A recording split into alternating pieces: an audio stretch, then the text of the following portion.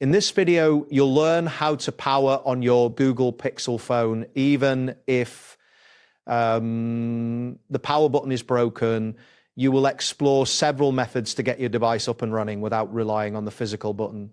Start by connecting your Google Pixel phone to a charger using a USB cable. Ensure that both the charger and the cable are functioning properly. In many situations, the device will automatically power on once it detects a power source.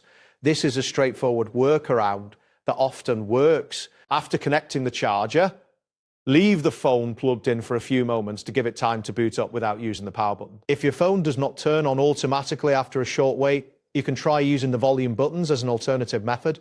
While the charger is still connected, press and hold the volume down button. This action may bring up a boot menu on certain Pixel models.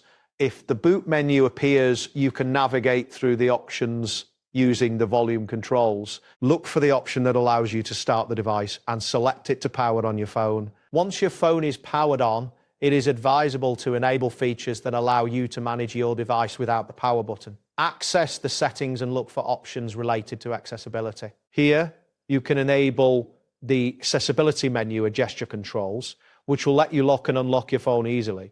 Additionally, consider installing third-party applications that provide virtual power controls. This can be particularly helpful in preventing future difficulties caused by the broken button. It is also important to regularly keep your device charged.